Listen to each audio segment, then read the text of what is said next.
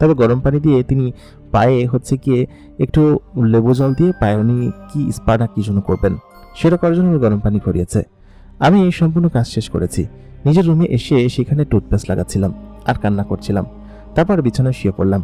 কারণ আমার এইখানে আপন বলতে একমাত্র মামা আছে, সেও আবার আমার কথা ঠিকঠাক মতো শোনেন না।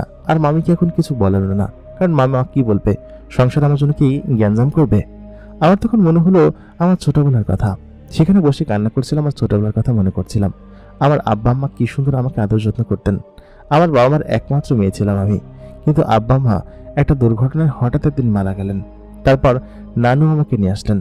আগে মামা আমাকে খুব বেশি ভালোবাসতো, কাঁধে করে নিয়ে সব জায়গায় ঘুরিয়ে নিয়ে বেড়াতো। তবে হঠাৎ কেন যেন মামা পরিবর্তন হয়ে গেল নানি মারা যাওয়ার পর থেকে। নানি যতদিন ছিল ততদিন আমাকে তিনি খুব আদর যত্নে রাখতেন। আব্বা মা মারা যাওয়ার পর আমাকে নানি এই বাড়িতে নিয়ে আসে এবং এখানে এনে খুব সুন্দরভাবে লালন পালন করেছিল। আমি পড়াশোনা করেছিলাম, ক্লাস 10 পর্যন্ত পড়ে তারপর আর পড়ার সুযোগ হয়নি, কারণ তারপর নানি মারা গিয়েছে এবং আমাকে এখানে এক প্রকার দাসীর বেশি রাখা হয়েছে। আমি এখানে এরকমভাবেই আছি। এগুলো চিন্তা করতে করতে কখন যে ঘুমিয়ে গেলাম নিজেও জানি না।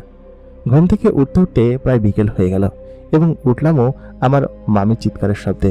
সে এক গ্লাস পানি আমার মুখে মেরে দিয়েছে। বলল কি যে এখানে যে শুয়ে আছিস, ওদিকে যে পিচ্চি কান্না করছে, ঘুম থেকে উঠেছে, ওকে যে কর, ধর তাড়াতাড়ি, আমরা বাইরে যাব। আমি তখন বললাম, মামি আমি তো গোসল খাওয়া দাওয়া কিছুই করিনি, শরীর খুব খারাপ লাগছিল, সেই জন্য ঘুমিয়ে পড়েছি। দেখলাম শরীরে ভালোই জ্বর এসেছে। আমি আর তখন কি করার, পিচ্চিকে সন্ধ্যা পর্যন্ত রাখলাম। আমার মামাতো বোন, কয়েক বছরই হয়েছে 4-5 বছর বয়স। ও আমার সাথেই সবসময় থাকে এবং আমাকে খুব পছন্দ করে। আমার সঙ্গে তখন থাকলো। বাড়ি থেকে মামিরা আসলো, এসে আমি মামিকে বললাম আমি গোসল করতে যাব, আর আমি তো দুপুরবেলা কিছু খাইও নি। ও বলল কি যে এতক্ষণ কেন খাসনি, ওকে রেখে তখন তো খেয়ে নিতে পারতি। আমি বললাম, মামি আপনি তো আমার জন্য কোনো খাবার রাখেননি, কিভাবে খাবো? পাতিলে অল্প কয়টা খাবার ছিল, সেগুলোই একটু খেয়েছি। তাছাড়া সে তখন চিৎকার করে বলল, ওইগুলোই হবে, যা আবার রান্না বসা। সেই পেটে ক্ষুধা পেটে আমি তখন রান্না বসালাম। রান্না করে আমি নিজে তখন কয়টা দ্রুত খেয়ে নিলাম, কারণ তখন প্রচণ্ড ক্ষুধা লেগেছিল। খেয়ে দিয়ে আমি গোসল করতে গেলাম। গোসল করে নিজের রুমে এসে চুপচাপ বসে আছি। মামি তখন আবার চিৎকার করে বলল, টেবিলে খাবার দিচ্ছিস না? এরকম করে প্রত্যেক দিনই আমার চলে। সকাল থেকে রাত পর্যন্ত আমাকে দিয়ে তারা খাটিয়ে নেয়। ঘর মোছা, কাপড় কাচা, ঘর ঝাড়ু দেওয়া, পরিষ্কার করা, রান্নাবান্না করা, যত ধরনের কাজ আছে দাসীবান্দির সমস্ত কাজ আমাকে দিয়ে করিয়ে নেয়। কারণ আমি তাদের এখানে থাকি, ফ্রিতে খাই, সেই জন্য এমনটা করে। আমার এইসব বিষয় আসলে খুব খারাপ লাগতে শুরু করে। শুরুতে তেমন কিছু মনে হতো না, কিন্তু এখন আর এগুলো সহ্য হয় না। আমি সেই রাতে ভীষণ মন খারাপ করি এবং জ্বর অবস্থায় ঘরে গিয়ে শুয়ে পড়লাম।